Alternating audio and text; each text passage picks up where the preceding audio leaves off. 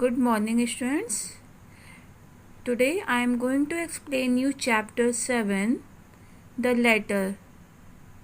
It is a poem.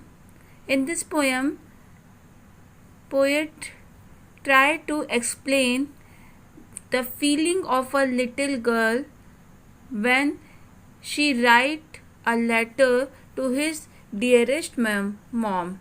How she feel and how carefully she write a letter.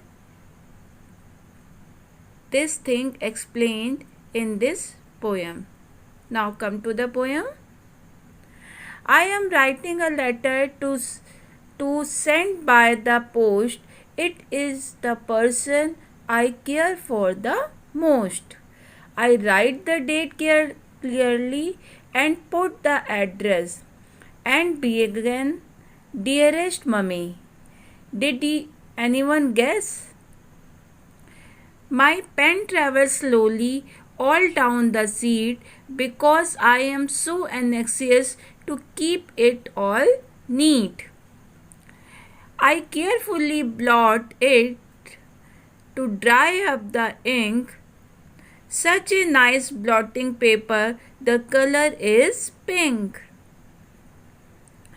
I turn the page over and on goes my pen till lastly come to kisses. There's just room for 10. The envelope is ready. I put the stamp on and run to the post box, and now it has gone. I am writing a letter. इसमें एक छोटी लड़की है जो कि अपनी feeling को share कर रही है, जो वो फर्स्ट टाइम लेटर लिख रही होती है किसको, अपनी माँ को. तो उसकी फीलिंग कैसी होती है, वो क्या क्या चीज़ों बहुत ध्यान से करती है, कितना एक्साइटेड होती है लिखने को, ये सब बताया है इसमें कवित्री ने. I am writing a letter, मैं एक पत्र लिख रही हूँ. To send by the post, जिसे मुझे पोस्ट के थ्रू भेजना है. इट इज़ द पर्सन, मैं उस पर्सन को ये लेटर लिख रही हूँ, उस इंसान को मैं लेटर लिख रही हूँ जिसकी मैं सबसे ज़्यादा परवाह करती हूँ, जिसकी सबसे ज़्यादा मैं जिसको प्यार करती हूँ.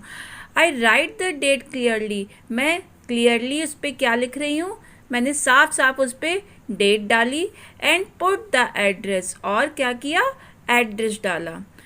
उसके बाद एंड बिगिन द, उसके बाद मैंने शुरू किया लिखना. कैसे, डियरेस्ट मम्मी, प्यारी मम्मी.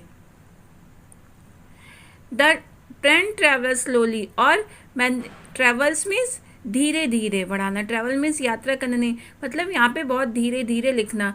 तो कहते हैं कि मैंने धीरे धीरे लिखना स्टार्ट किया. डाउन द सीट, जो एक शीट है, पेपर है, उस पर जो बिकॉज आई एम सो एनेक्सियस, क्योंकि मैं बहुत ज़्यादा केयरफुल थी, चिंतित थी. To keep it all neat, कि मैं जो भी लिखूं वो बिल्कुल साफ साफ हो, और पेपर भी बिल्कुल साफ साफ अच्छा सी हैंड राइटिंग में मैंने लिखना शुरू किया.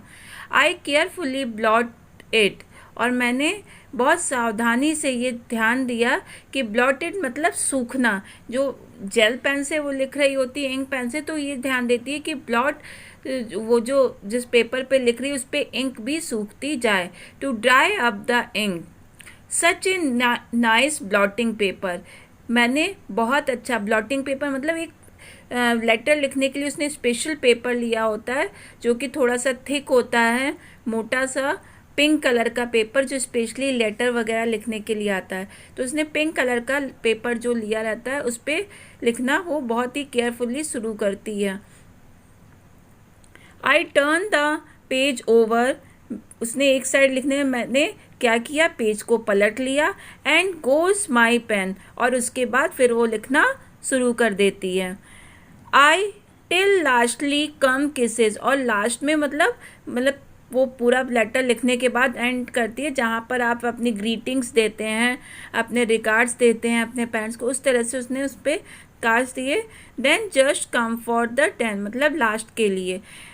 द एनवलप इज़ रेडी, उसके बाद उसने एनवलप तैयार कर लिया, मतलब एनवलप में, लिफाफे में उस लेटर को डाला। I put the stamp on, उसके ऊपर उसने क्या किया, स्टैम्प मीन्स टिकट लगाना। जब भी आप कोई लेटर पोस्ट करते हैं, बाय पोस्ट जाता है, तो उस पर आप क्या करते हैं, उस पर एक लेटर पे स्टैम्प लगता है, टिकट लगाया जाता है। तो उसने उस पर टिकट लगाया and run to the post box, और वो दौड़ पड़ी या लेकर अपना लेटर जो था वो पोस्ट बॉक्स में डालने के लिए, पोस्ट करने के लिए। And now it has gone, और इस तरीके से अब उसका जो लेटर था वो उसकी माँ को तक पहुँचने के लिए चला गया था। उसने उसको लेटर बॉक्स में डाल दिया तो वो अब चला गया। Okay, now the poem is over. I think you enjoy it very much.